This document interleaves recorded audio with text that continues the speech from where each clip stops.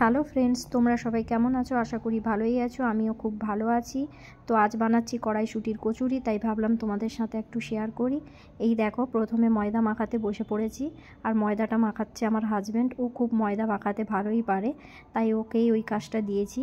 আর ও ময়দা মাখাচ্ছে, খুব ভালোভাবেই ময়দা মাখাচ্ছে। দেখো, এবার ময়দা মাখানোর পরে আমি কি করব, একটা ভিজে কাপড়ে ওটাকে 10 মিনিট ঢাকা দিয়ে রাখতে হবে। 10 মিনিটের পরে ওটাকে আবার একটু ঠেসে ভালো করে মাঝারি সাইজে এই লেচিগুলো কেটে নিতে হবে।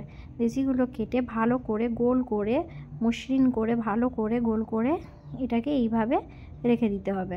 রেখে দেওয়ার পরে এই পাশে দেখো, আমি কড়াইশুঁটি সেদ্ধ করতে দিয়েছিলাম। আর দেখো, সেদ্ধই হয়ে গেছে। অল্প পরিমাণ কড়াইশুঁটি তো, তাই আমি খুন্তিতেই ছেঁকে ফেলছি। তোমরা চাইলে ছাঁকনি দিয়ে ছাঁকতে পারো। এবার আমি কি করেছি, শিল নোড়ায় এগুলোকে পেস্ট করে নিচ্ছি। তোমরা চাইলে তোমরা মিক্সিতেও তোমরা পেস্ট করতে পারো, কিন্তু আমি মা ঠাকুমার কাছ থেকে আরও শুনেছি তো, যে হাতে বাটা মশলা শিল নোড়ায় তো খুব ভালোই টেস্ট হয়। তাই আমি কি করলাম, কড়াইশুঁটি বাটার পরে কাঁচা লঙ্কা আর আদা দুটো পেস্ট করে নিচ্ছি। এই দুটো পেস্ট করার পরে কড়াইতে আমি অল্প পরিমাণ একটু তেল দিলাম।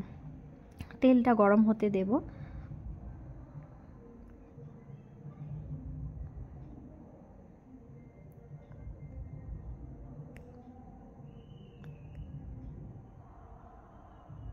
তেলটা গরম হওয়ার পরে এপাশে দেখো, আমি একটা বাটিতে ওই পেস্ট করা কড়াইশুঁটি আর আদা কাঁচা লঙ্কা বাটা ভালোভাবে মিক্সড করে নিলাম।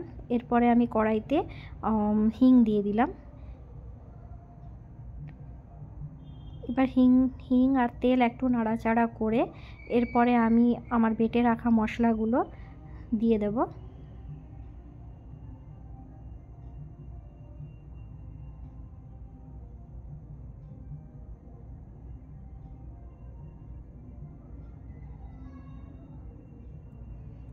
এইবার দেখো, এটাকে আমি 10 মিনিট মতন কষতেই থাকবো।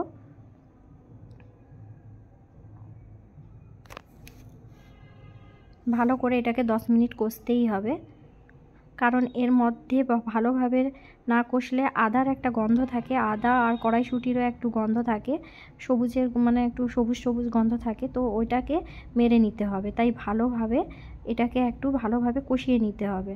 যতক্ষণ না আদার গন্ধ না যায় ততক্ষণ এটাকে ভালোভাবে কষিয়ে নিতে হবে।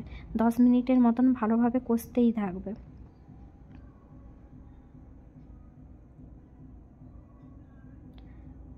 আর কি বলো তো বন্ধুরা, আমি এই জিনিসটাই কড়াইশুঁটির কচুরি আমার মা মাসির হাতে আরও বানানো খেয়েছি বা পদ্ধতি দেখেছি, কিন্তু কোনো দিন নিজেই বানাইনি। কিন্তু আজ এই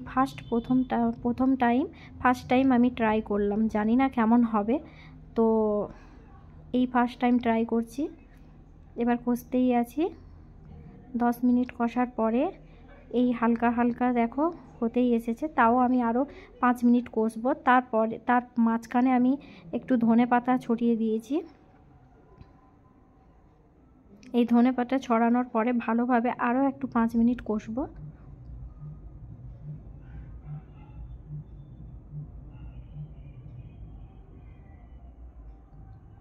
দেখেছো না, এইবার একটু আলাদাভাবে রং বেরিয়েছে না, হালকা হালকা কি টাইপের লালচে রঙের মতন হয়েছে, রং বেরিয়েছে।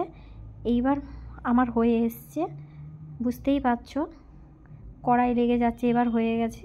এবার আমি এটাকে কি করব, একটা বাটিতে তুলে নেব।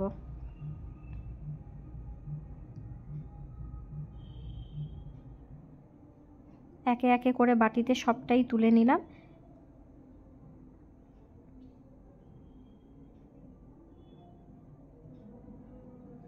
এটাকে বাটিতে তুলে নিয়ে এটাকে একটু কিছুক্ষণের জন্য ঠান্ডা হতে দেব। আর এপাশে দেখো, আমার বর ওই সুন্দর লেচিগুলোকে কি সুন্দর করে ও গোল গোল করছে। আর এর মধ্যেই ও কড়াইশুঁটিগুলো পুড়বে। আর সত্যি কথা বলতে কি, আমি এই গোল গোল করতেই পারি না, আমার কীরকম বাঁকা হয়ে যায়। তাই আমি ওকে বললাম, তুমি এটাও আমার একটু হেল্প করো। তাই ও আমার এটাও একটু হেল্প করে দিচ্ছে।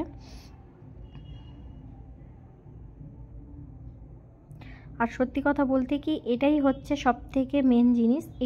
এর মুখটাই ভালোভাবে তোমাদেরকে সব বন্ধ করতে হবে, না হলে এই না বন্ধ করলে ভালোভাবে এইরকম না মুখটাকে ভালো করে এইরকম না মুড়লে তোমরা কিন্তু বেলতেই পারবে না, বেলতে গেলে খুবই অসুবিধা হবে। এপাশে তেল গরম করতে বসিয়েছি আর এপাশে একে একে লুচিগুলো বেলতেই আছি।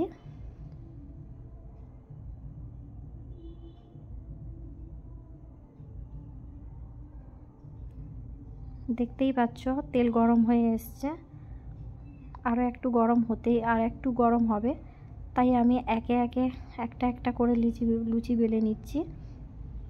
এরপর আমি কড়াইতে দিয়ে দিলাম একটা, এরপর কড়ার মধ্যে এই রকম খুন্তি দিয়ে একটু তেল ছিটালে ভালো করে লুচিটা ফুলতেই থাকে।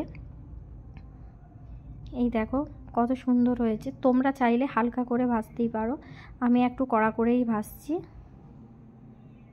এই দেখো কি সুন্দরভাবে ফুলছে, তাই না? একে একে এইভাবে ভেজে নেব।